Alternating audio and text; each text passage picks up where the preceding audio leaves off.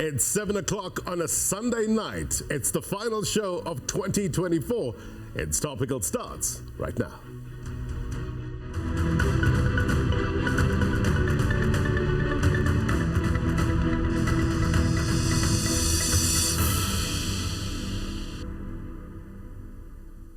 A very good evening to you, South Africa, those watching around the world. My name is Blaine Hammond. This is It's Topical. 2025 beckons. Another year giving us an opportunity to get to that better place we always talk about, right?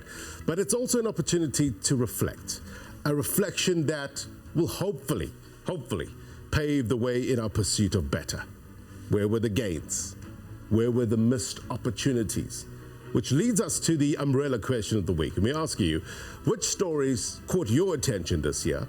And what are your hopes for 2025 for South Africa? Perspective coming up.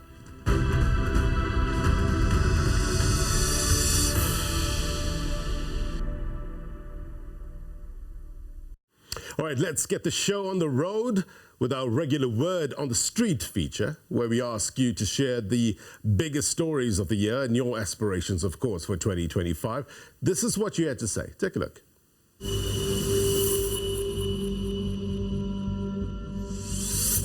Of all the stories in this 2024 year, I think the most positive story has been the formation of the GNU. But my hope going forward is that the positivity around the GNU gets delivered on and that actual improvements start to come through from 2025. The one that really caught my eye is the one for Chilema for the Home Affairs. Yeah, I think it's an issue of just normalizing things, and yet that person participated in that competition that she was supposed to compete. So I don't think it was necessary for them to buy her from competing in South Africa. Got big hope for South Africa, especially with this government of national unity. I've seen actually a great improvement so far. Things seem to be moving on the positive side. The one story that caught my eye definitely has to be the Chidima story. It was the most entertaining story on the social media platform. A lot of people had many opinions about it. I'd really like to see a better South Africa in 2025 where a lot of young people are working and are able to sustain their lives. Extortion's always been a thing and it's been existing for years and years. With the Chidima situation, it's actually quite sad, you know. I think there's a lot of jealousy involved. I do get from where the country's coming from, at their perspective. But she won fair and square, in my opinion. How she got it, Home Affairs is supposed to look at that, and government should look into that situation. I think the extortion part. I mean, extortion is pretty hectic. I mean, for many business owners, it can cripple a person and a business. I mean, there's only so much people can handle. I'd like to be optimistic. I think, hopefully in the future, something will change.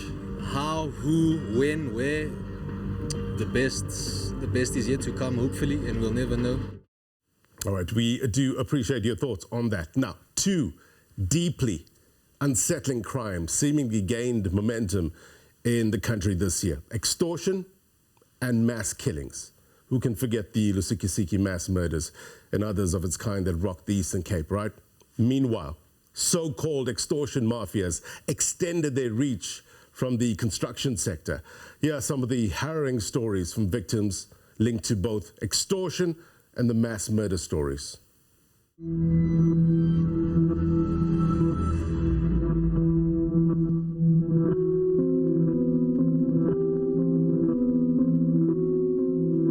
We are the victims of protection fee in the way that we are disturbed in our lives. Blind and deaf people say they are terrorized and forced to hand over their house keys to a group of people. They came for the second time and demand the keys, this protection fee. It is unusual to us. Asikwazi ukurenda njengoba kufuna abezindlini zethu sirende, asinokwazi ukurenda izindlu zethu. It's alleged that a group of men and women approached the school demanding the money for this cell phone network tower. We cannot give no respect to no one whose position comes from that point of arrogance.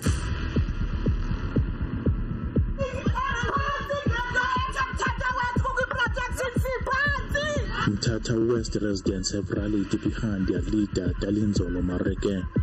They have voiced their anger against what they call the derogatory remarks about their leader. I know nothing about the protection fee, but what I know is that they are fighting a crime here in this area.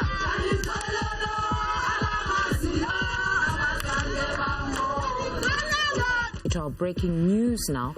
Police have shot and killed 3 suspects in the Mthatha West area. It's alleged that they were part of a ring of extortionists who were demanding a protection fee from local residents.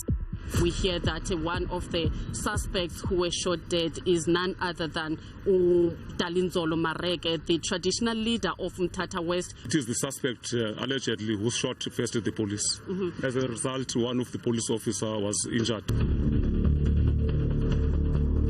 Informal traders working hard to make an honest living. What have these people told you? What do you need to do to remain safe? Me must pay 300 for protection. They take money, they take my phone, and now I don't have a phone.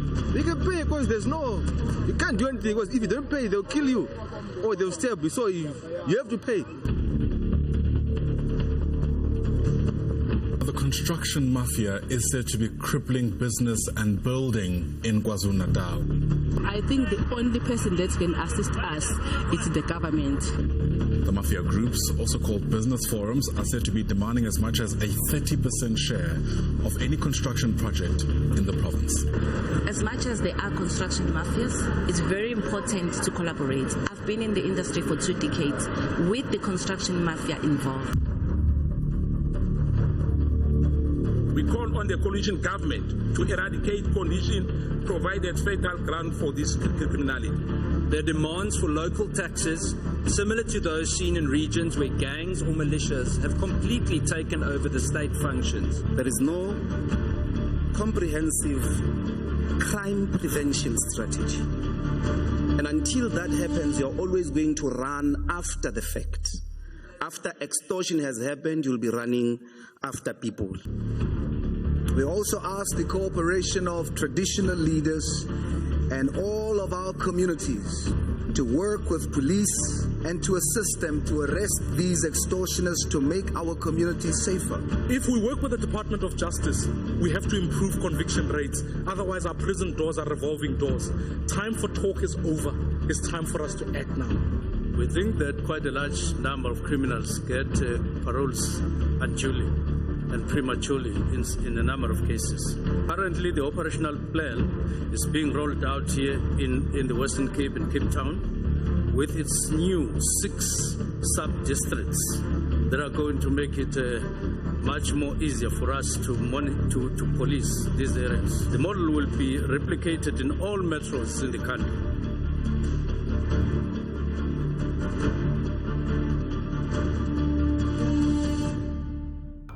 Today, I have 5 community members and family members as well.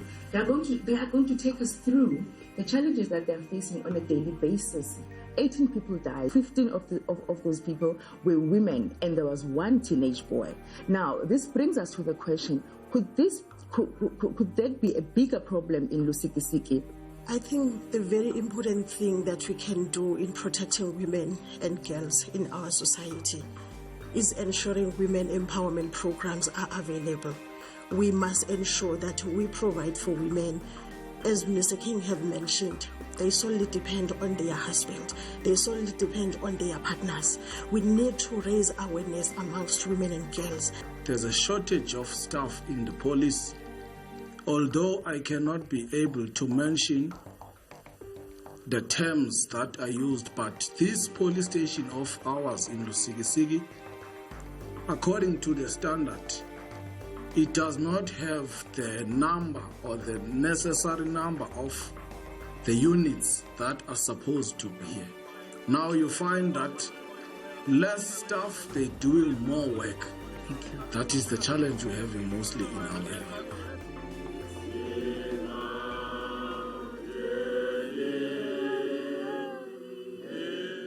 Question: what makes us South African?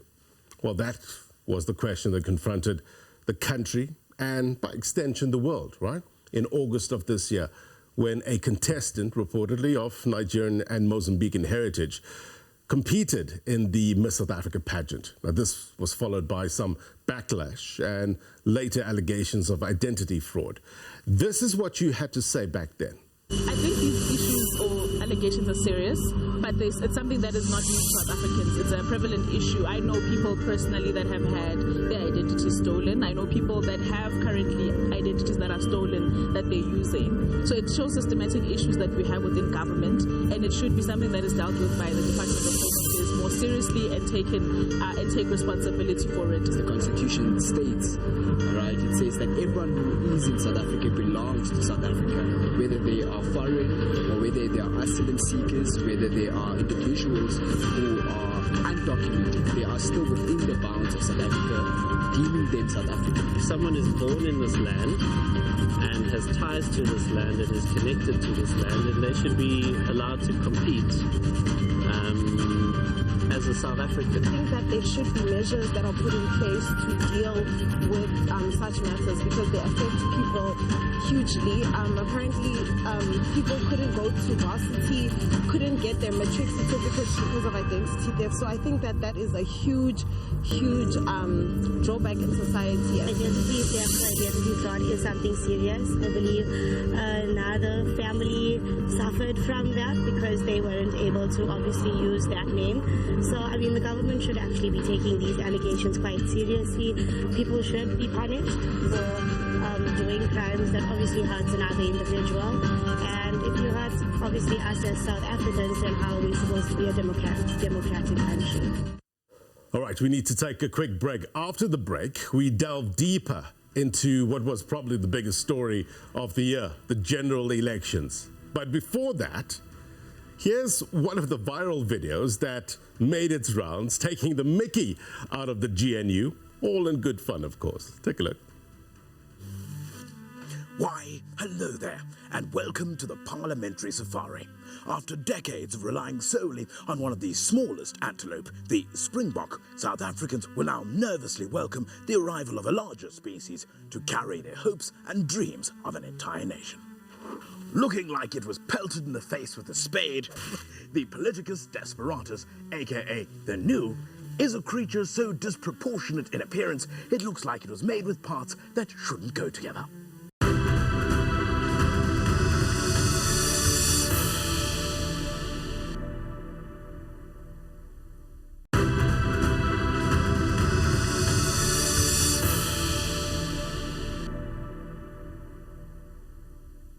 Welcome back. You're watching It's Topical. We are looking back at some of the biggest stories of 2024. Now, for many, it was the biggest news event of the year, right? The general elections. And after 30 years of democracy, again, for many, this was a game-changing moment. Following the announcement of the results and the formation of the Government of National Unity, SABC News producer Mahiketla Motlabe compiled this report for us.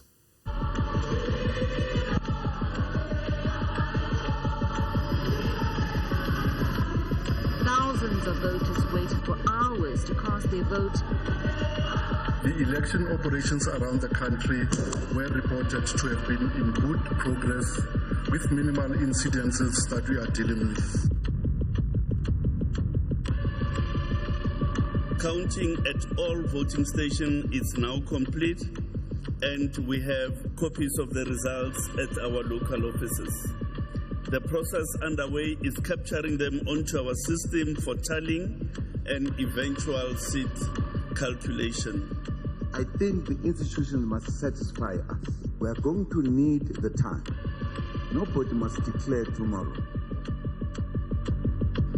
The Electoral Commission of South Africa declares the results of the 2024 national and provincial elections as free and fair.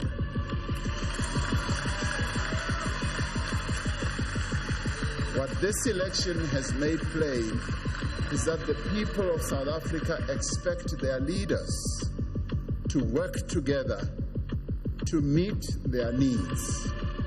seemingly no progress towards the Government of National Unity process amid disputes over cabinet posts. The statement of intent talks about engagement with parties on a bilateral basis. So it's not the ANC that gets to invite everybody, as Fikile seems to think. I don't think that they are holding us at hostage, and look, it's in the nature of the ANC. When we have a particular view on the matter and you disagree with us, we think that we've got to exhaust the engagement. I congratulate each and every one of the members who will be sworn in.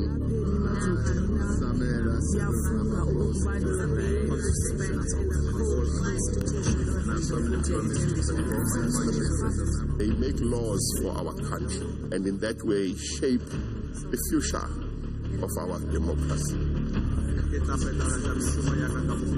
I would like to see improvements, obviously, in power. I think if we could get ESCOM sorted out, that would be first prize.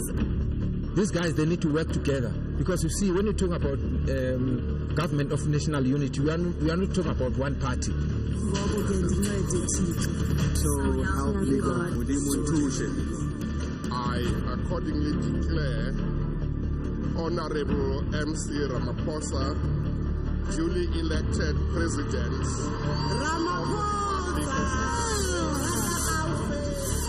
What is a song from the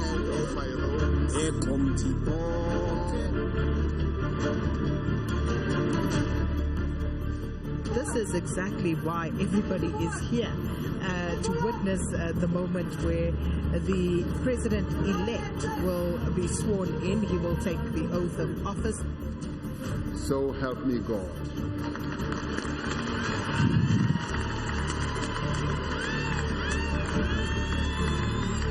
Ladies and gentlemen, the president-elect has been duly sworn in. The President of the Republic of South Africa.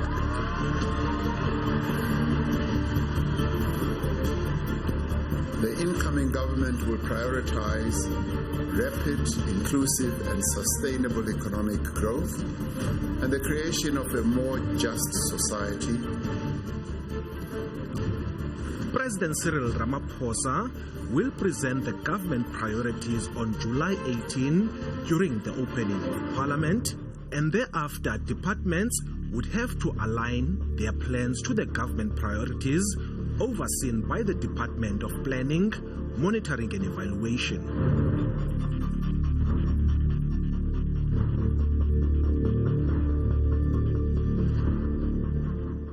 I want to emphasize once again that conceptually we're not dealing with a government of national unity here. We're dealing with a coalition of parties to try and form a government.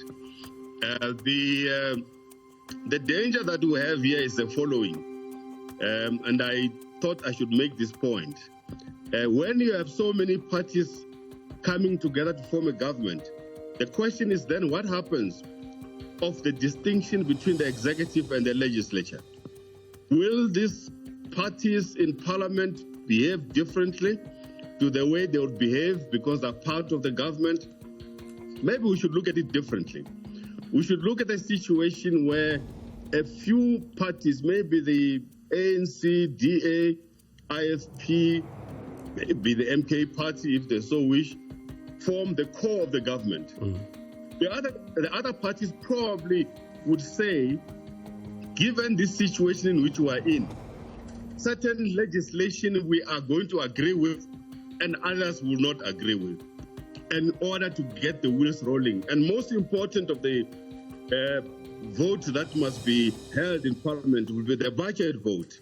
Because if the budget is not passed in February or whenever that is, there will be no government whatsoever. Look, once the African National Congress, through the National Executive Committee, has taken decisions, it then becomes common cause that everybody has to fall in line, because we had all the time to have a conversation about what the future looks like. However, you cannot deny the fact that some are not going to be happy.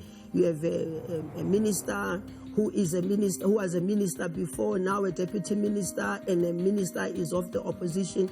It's just only natural.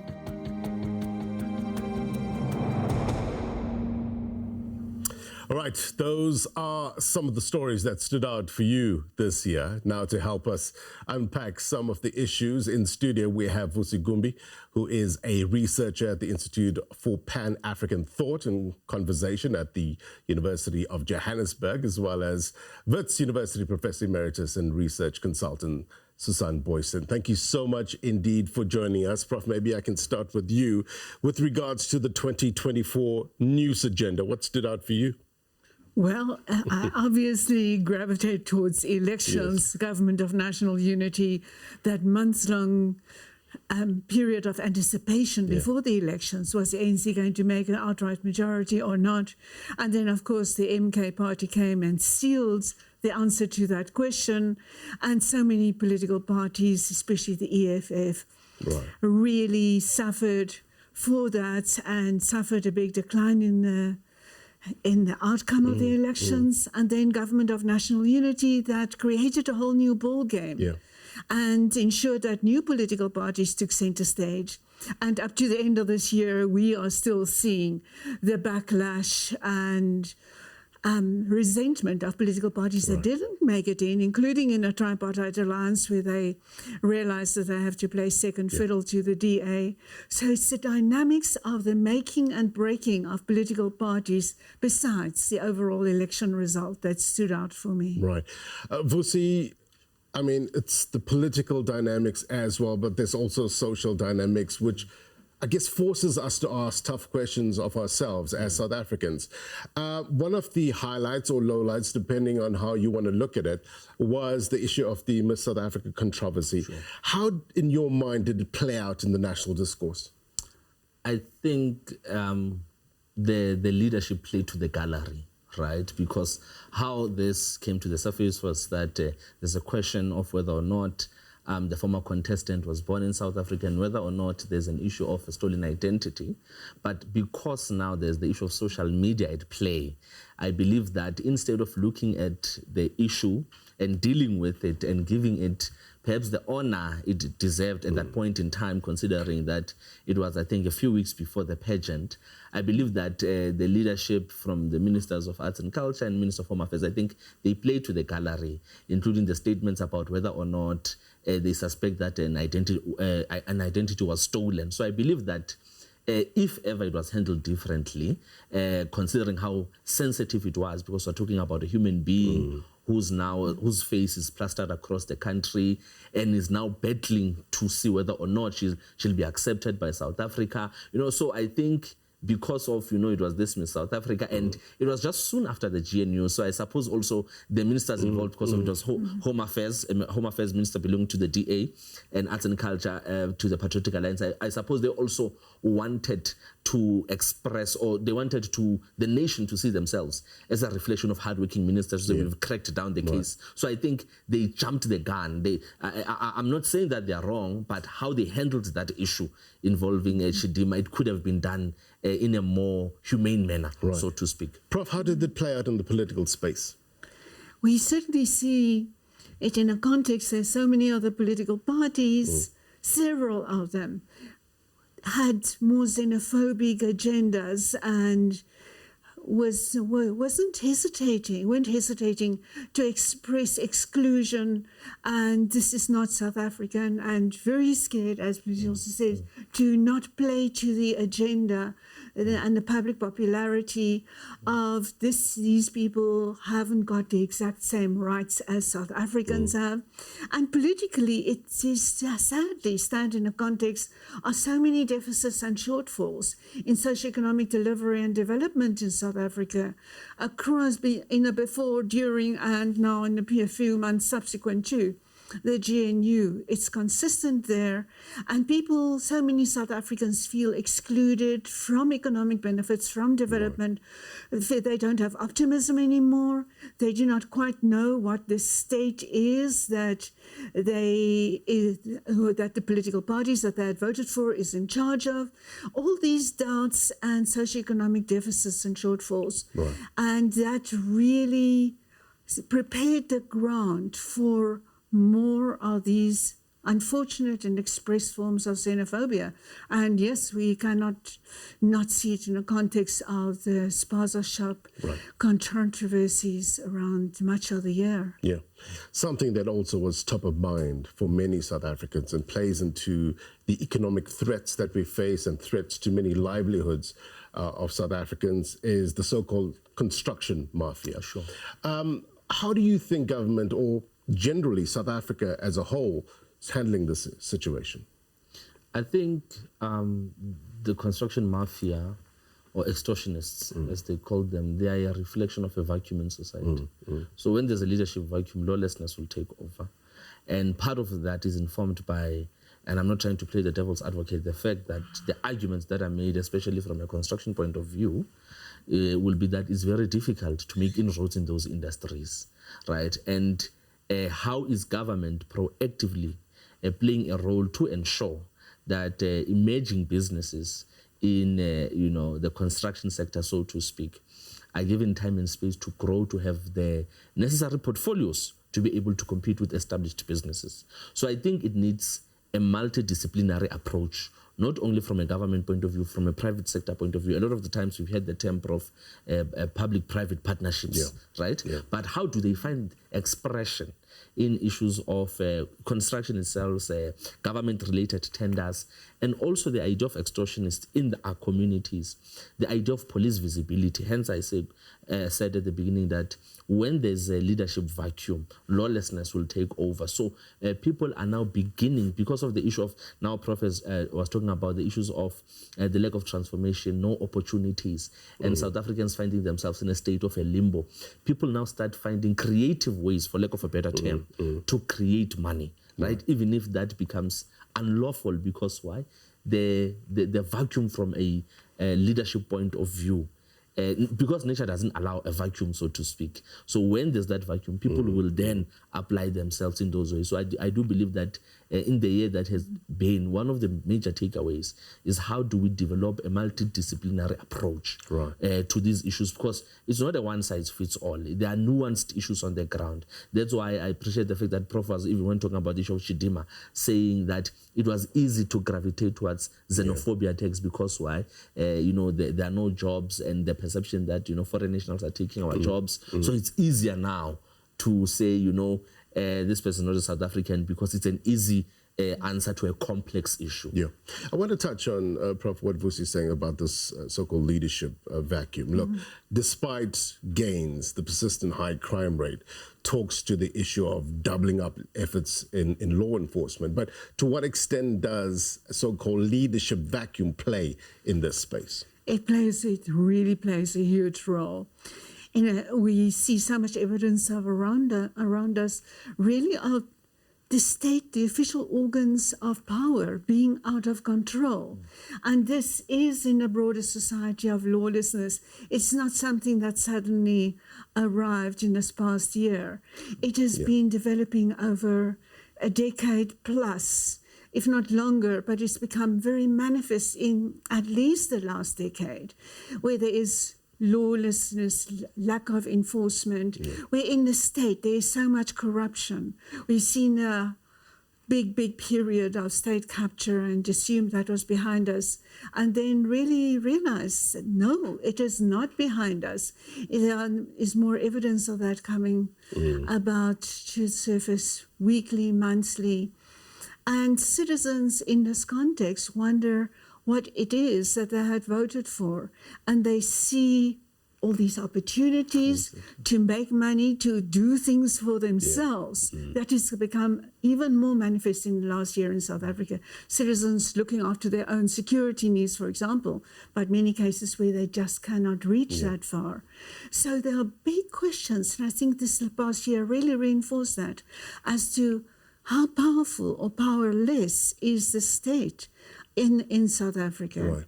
and lack of law enforcement, lack of following through on cases or following through with the necessary speed. Yeah. Granted, there are many cases that are very complex and Yes. take a long time to bring to fruition, but there are so many cases in which it can be done much faster, and South Africans really need that evidence that there is a state that is actually in control and doesn't just mainly deliver social Yeah. grants and Yeah. a few other services, but are actually leading in society. Right. We saw the crime statistics released last month, and there was some degree of optimism with regards to improved numbers, but it's only for a 3-month period. Is that enough to get South Africans thinking that, hey, we're heading in the right direction in this regard? I don't think so, right? Because these statistics speak to the lived realities of the people on the ground. So I believe that it's going to take more than what Medarede said is about 4 or 5% on the last quarter, as the states had said. I don't think it will be enough. I think some of these crimes manifest because it's not, like I said, it's not only an issue of police visibility, but it's also an issue of while police are there to fight crimes, what is it that the state or public-private partnerships are actively doing to uplift people, right? So I do believe that in order for these states to decrease beyond what we saw with the presentation by Minister Mkhunu, is how does the state proactively initiate programs that are going to deal with unemployment, with poverty, with inequality that generally have a black face? How do you deal with the issue of spatial planning? How do you conscientize people around the township economy that is now becoming a big issue, especially with the deaths that we saw, especially in the second half of the year? So we can bring police officers and be visible as much as they want, but that is just a quarter of the job. But that police visibility and doubling up police officers on the ground, it must be matched by government programs that fight the issues that make it easy for people to go into crime. Once you have that multifaceted approach, that nuanced approach, it will be easier for these crime stats to go down. But until such then, you will have a lot of police officers deployed on the ground, but people will still be in a position where they have to fend for themselves. And again, even if people are pushed against the wall, and South Africa has shown us time and time again that they will continuously find creative ways to go around and beat the system. So I do believe that it's not only about the issue of police, this issue of crime states. It's also the issue of moral decay in society, for instance, where if you can go to a home and kill about 18 people in one go, right? We cannot link that to poverty or unemployment. It's about the moral fabric of society as South Africans. Earlier when you were starting the show, you said what it means to be a South African. It might also take us there to say, why has it become so easy to take the life of another individual so easy? I was looking at the GNU insert that we shot all those months ago. It seems like so much has happened since. Government of National Unity, some have accepted the term, some, as you know, have not. Initially, there was this wave of optimism. Now that the dust has settled, what's your assessment of the GNU?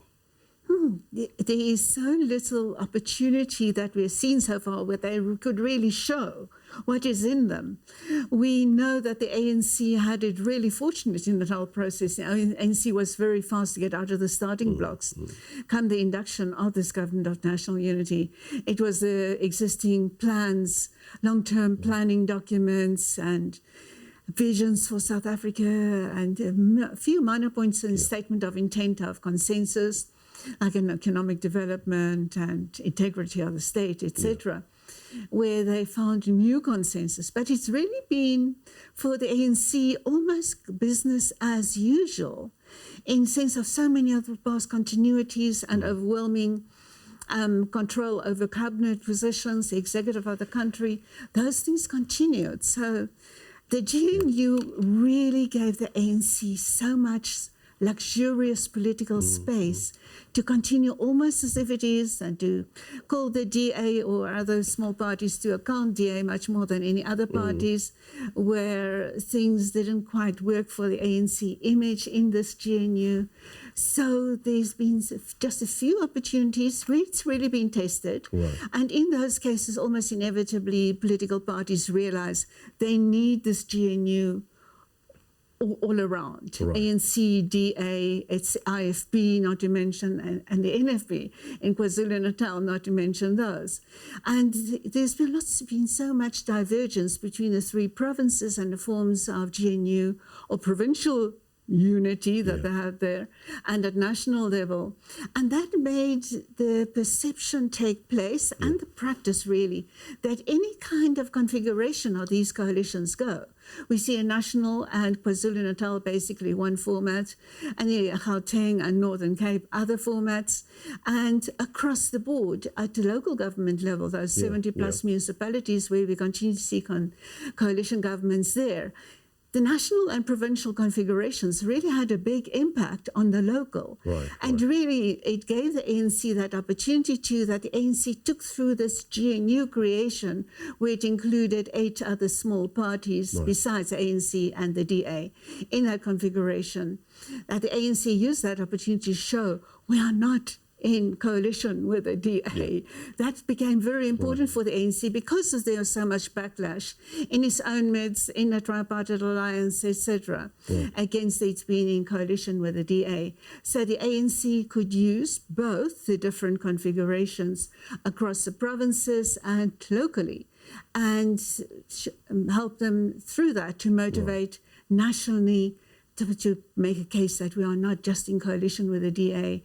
And hopefully have been hoping we'll see in the next year how that plays out, to show that they're not just in a close coalition. Right. Speaking about that, and you mentioned something very interesting with regards to image, and of course perceptions in politics is material, right? In terms of the individual parties within this GNU formation, would the public get a fair assessment of individual parties within this to make an assessment to, for instance, for the 2026 local government elections? That is such a big, important question in politics. The political parties in the coalition are really hoping that they will be able to show that thing that small political parties strive for, to show that they've got experience in governing and that they've been able to make an impact in those cases where they are in control of certain departments. But it's very limited, those opportunities they have, the opposition parties, really to show their abilities there. So it is about image big time and finding all little bits of evidence that they can bring to the table, because it always remains a big question, coalition politics globally. At what point do those political parties actually exit the coalition? Do they go into the next election? In South Africa, we have these intermediary local government elections. We assume at this stage they won't be going out of the coalition because of local government elections and the contests that are being fought there. But should they then stay the course through the local government elections, 2026, and get to the eve of the next national elections, that will be a serious point at which we probably see smaller parties who hope to retain an identity and build an identity of their own, where they may be getting out, because very commonly internationally, smaller political parties in coalitions are punished by the electorate because exactly what you're referring to, they had not shown themselves sufficiently and shown sufficient independence from the main party. We'll see, it can be seen as a marriage. But is it a case of till death to us part, in sickness and in health, or is there a high degree of us heading to Splitsville here? No, in politics, as they usually say, no permanent friends or permanent enemies, just permanent interests. And I think now the GNU is what worked for the ANC. For me, I believe that they're the biggest winners because I think Prof was saying that for them it's business as usual, because for them, nothing even says they've lost elections, right? So I do believe that as time goes, these political parties in the GNU will have to look at what works for them in relation to the perspective of the electorate on these political parties. The question of whether or not it will be easier for the electorate to make an assessment in 2026 becomes very important, and this then makes it easy for us to even look at the personalities of the different ministers who are in the GNU, because in politics, it's not only about reality, it's about the perception of force and dominance to the public, how the public views you. That's why I was making a point earlier about Chidima to say the ministers involved, they jumped the gun, because what's more important is not really about getting to the bottom of the issue, but the idea that citizens believe that you are getting to the bottom of the issue. So that's why it's easier ahead of the elections, if in the new year 2025, it will largely about how these political parties, the GNU, position themselves to say whenever a good thing is happening, there'll be like a DA minister or PA minister, or even now, with the ANC branding them their ministers, because now, although they serve in the same cabinet, they know that on a long-term basis, they are political rivals. So it's very important to make sure that whenever things are going right in a particular department, we are clear about where this particular minister is coming from. So as we saw with the signing of the Bella Bill, where the Minister of Basic Education didn't attend, because she had to toe a party line. In the long run, the party interests will trump cabinet, and party interests will be more visible. And as a result, these divisions will begin to crack. And, whether or not it will stay the course, the 2026 local government elections will be a determining factor. Just as these 29 May elections influence now the reconfiguration of local municipalities. The elections, the local elections in 2026 will then determine whether or not the GNU stays as it is, or there may be changes here and there. Look, with regards to what Vusi is saying in terms of divisions and sticky points, we expect sticky points, right? But it's different to potential issues that could possibly break up this union or parties leaving. Contentious issues like foreign policy, the Bella Act, the NHI. Which do you see of the three, or if you have any more, the biggest challenge for this GNU? So far, of course, we haven't heard much about land. But here, I think there's also the fallacy that the ANC is really for radical land transformation and more serious restitution, etc. We know some of the formal policies are there and many statements are there. But the ANC and the DA are often pretty close in their policies. But it's not convenient to admit this in this big forum called the Government of National Unity and the national political arena. So it is good. I don't, at this stage, see those policy spaces where it is specifically going to lead to a break. Right. More peace initiatives in the Middle East, possibly also taking better shape even in the months going forward. And some of the pressures there are also likely to become lessened. Right. But what stood out for me throughout this last year is really that whenever there has been tentative fallout between the parties, they were very quick to make amends and to try to bring everybody on board.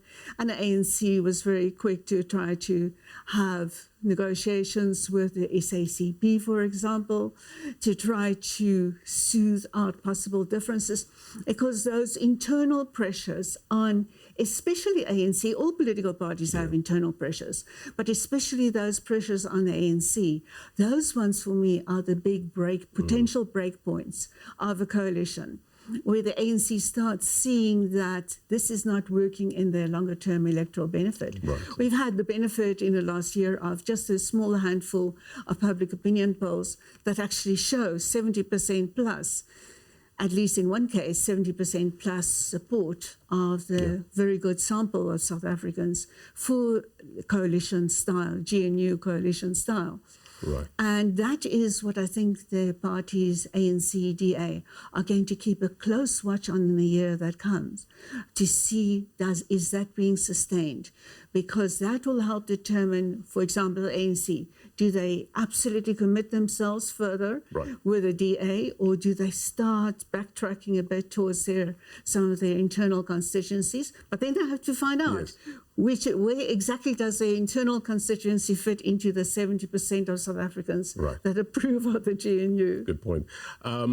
Maybe a good segue as well, Vusi, in terms of what you think we should look ahead to in terms of 2025. I think 2025 is going to be, I think the ANC is holding their National General Council. And usually that's a platform where, you know, factions are tested, their popularity, how strong they are, and it's usually halfway to the next conference. And why this NGC, especially for the ANC, will be important is because President Ramaphosa is in his second term, so now the presidency is up for grabs. And the NGC will be used by the different factions in the ANC to try to assert their power. Right.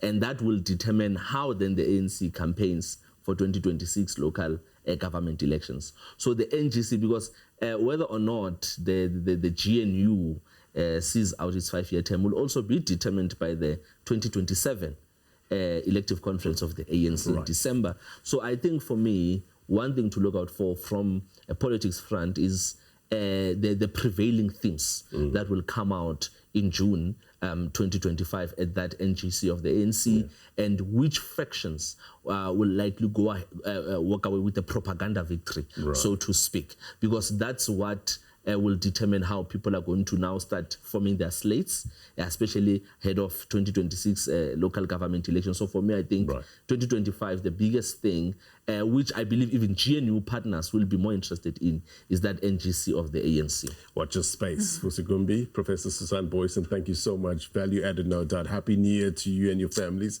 Looking forward to our interactions in the new year. Thank you so much. Thank you. All right, before we go, picture this, right? It's New Year's Day. Family and friends have gathered at your home, good food, good drink, and of course the perfect time for one of the uncles or aunties to start a heated political debate. Sounds familiar, right? You've experienced that.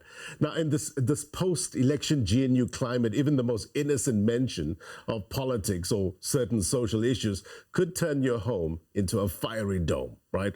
How do we elegantly navigate through this tricky situation and keep your holiday companions from getting at each other's throat? Now, to help me get some help on this, Nazreen Karim is a registered occupational therapist. She joins us now.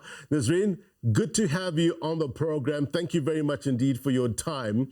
Look, when things are emotionally high-end, we are not in our calm and rational brain, right? Give us techniques in how to respond rather than react.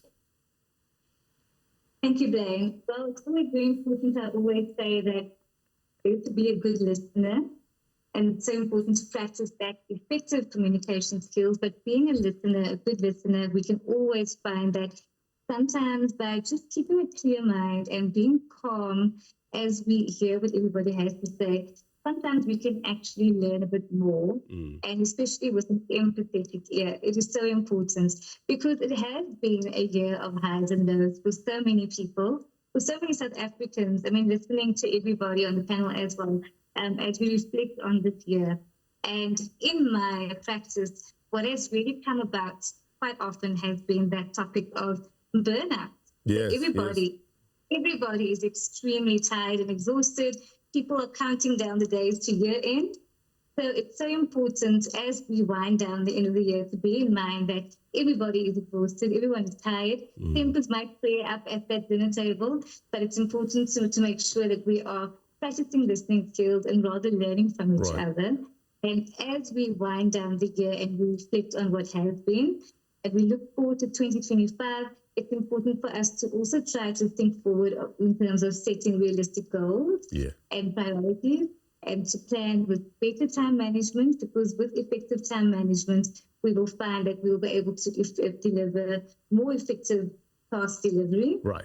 And to also make sure that we learn to set boundaries. And like you mentioned about family politics or general politics, this comes up at work as well, work politics, personal life, difficulties as well. It's always important to set clear boundaries, both within our personal and our work environments and wherever we can, because by setting those boundaries, it's so important for us to be able to then look at how we are delivering. When we have a quality of life, we're able to dedicate ourselves better to our work environments, to our personal environments. And with those boundaries comes our ability to reflect on what we can and we can't do. Right. It's important to be able to dedicate ourselves to family as well as work environment. But if we aren't practicing self-care, we will not be able to dedicate ourselves efficiently within all spheres. So it's so important understanding the situation is important as well, isn't it, Nazreen? Two things can be true at the same time. I like or love this person, but at the same time, he or she is so annoying, right? How do we get it to a place of peace in this regard? I would say empathy. I always emphasize empathy, because no matter how well we know somebody, we haven't walked their journey, we haven't walked in their shoes. So if we can practice efficient, or we try our best to put ourselves in someone else's shoes and to walk in their life just for a moment, and to really, really try with all our might to listen to what they have to say, we might actually be able to discover something about them that we never really gave them a chance. No matter how annoying they might be, they may find something about us that's extremely annoying as well. And that's where self-awareness comes in, right? We're always quick to look at somebody else, but if we also self-reflect and hear what it is that they have to say, and we're interested and we try to see, is there something that perhaps I'm doing that's triggering this person? Or why is it that this person is actually having that triggering effect on me?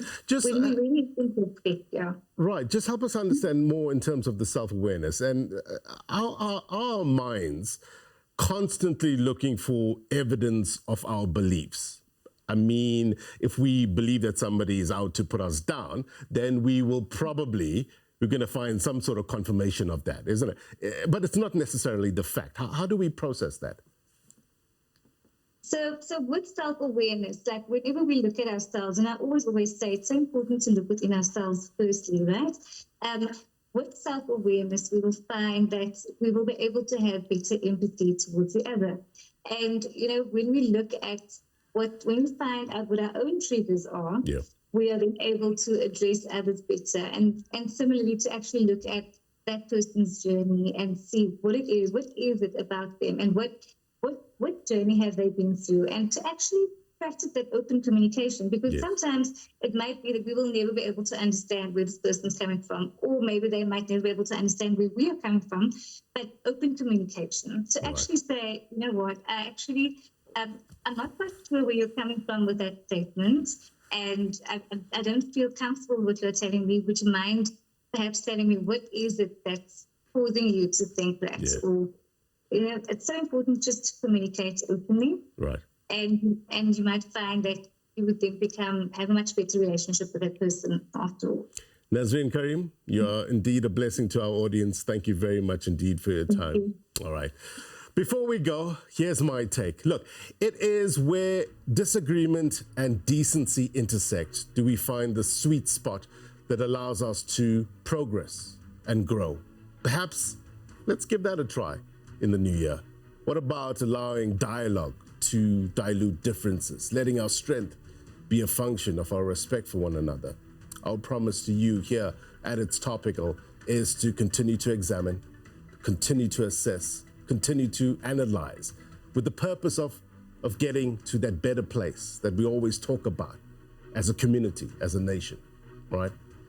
So as we anxiously await 2025, my wish for you and your family is that the timeless message of Christmas and the promise of a new year evoke an attitude of gratitude, a gratefulness for what and who we have. Happy New Year, everyone. See you next year. Take care. Bye-bye.